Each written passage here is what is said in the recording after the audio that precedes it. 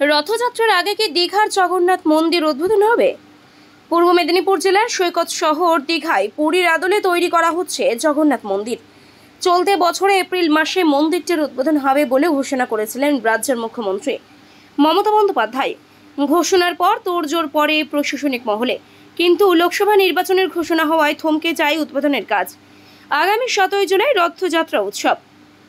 রথযাত্রার আগে কি দীঘার জগন্নাথ মন্দির উদ্বোধন হবে, তার সঠিক উত্তর পাওয়া যায়নি।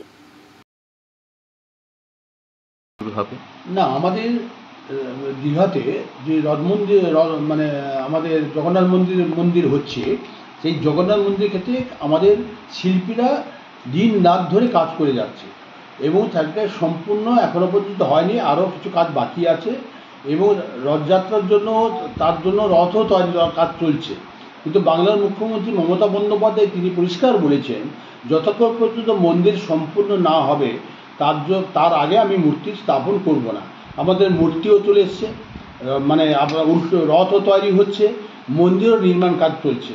তো আমরা চেয়েছিলাম যে হয়তো এই আমাদের উল্টো রথের দিন হয়তো আমরা আষাঢ় মাসে মন্দির উদ্বোধন হয়ে যেতে পারে, কিন্তু এখনও পর্যন্ত যেহেতু সংবাদটা সঠিক নয়, কাজটা সম্পূর্ণ হয়েছে কিনা তার পর্যবেক্ষণ চলছে।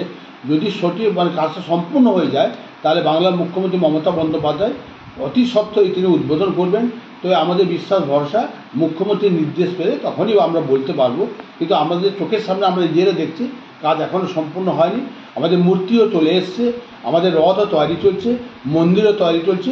মনে রাখবেন, বাংলার মুখ্যমন্ত্রী মমতা বন্দ্যোপাধ্যায় যে কথা বলেছেন সেটাকে অতি সত্বর মন্দির যাতে প্রতিষ্ঠা পায় তার জন্য নিশ্চিত। রাজ্যের মুখ্যমন্ত্রী মমতা বন্দ্যোপাধ্যায়ের পক্ষ থেকে দীঘায় একটি মহাযজ্ঞ সহকারে ধর্মীয় একটি মন্দির হচ্ছে, জগন্নাথ দেবের মন্দির। প্রায় 150 কোটি টাকা আনুমানিক খরচ করে তিনি এখানে মন্দির তৈরি করছেন। শুধু আমাদের রামনগরবাসীর জন্য নয়, সারা রাজ্যবাসীর নয়, সারা ভারতবর্ষের মানুষজন এখানে আসবেন এবং এটি আমাদের কাছে একটি বড় পাওনা। রথের কাজও শুরু হয়ে গেছে, রথ বানানোর কাজ, এবং আমাদের মন্দিরের কাজও দ্রুততার সঙ্গে চলছে। আমরা আশা করব রাজ্যের মুখ্যমন্ত্রী মমতা বন্দ্যোপাধ্যায় ডেট ঘোষণা করলে উদ্বোধন হবে এবং পর্যটকদের কাছে একটি আকর্ষণীয় ধর্মীয় স্থান হয়ে উঠেছে। এবং আপনারা জানেন যে দীঘা থেকে শঙ্করপুর, তাজপুর, মন্দারমণি পর্যন্ত মেরিন ড্রাইভ কমপ্লিট হয়ে গেছে। তাতে বহু পর্যটন আনন্দ উপভোগ করছেন এবং 2011 সালে মাননীয় মুখ্যমন্ত্রী মমতা বন্দ্যোপাধ্যায় ক্ষমতায় আসার পরে দীঘায় বহু উন্নয়ন হয়েছে। দীঘা পুরো নবরূপে সেজে উঠেছে এবং দীঘায় বহু পর্যটক আসছেন, শুধু রাজ্যের নয়, সারা ভারতবর্ষের বাইরেও বিভিন্ন দেশের পর্যটক এখানে আসছেন, তারা আনন্দ উপভোগ করছেন। আমি চাইব যে মন্দির খুব শীঘ্রই মাননীয় মুখ্যমন্ত্রী ঘোষণা করবেন, তাহলেই আমাদের মন্দির উদ্বোধন হবে। আমরা সেই অপেক্ষায় থাকলাম। এই জগন্নাথ মন্দির হলে রামনগর সহ দীঘার পর্যটন শিল্পে কতটা পরিবর্তন আসবে বা মানুষজনের কতটা আনন্দের একটা হয়ে উঠবে জায়গাটা, কি? এটা আমাদের কাছে খুবই আনন্দের ব্যাপার, কারণ অনেক বয়স্ক প্রবীণ মানুষ তারা পুরী যেতে পারেন না, প্রায় 600 কিলোমিটার দূর।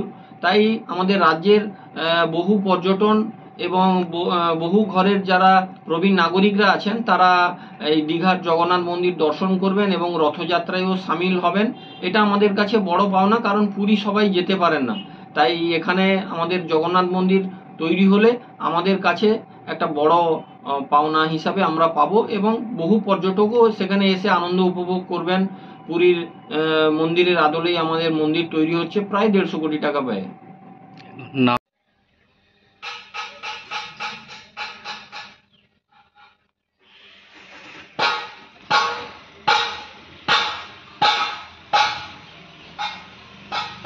ব্যুরো রিপোর্ট, এখন সংবাদ।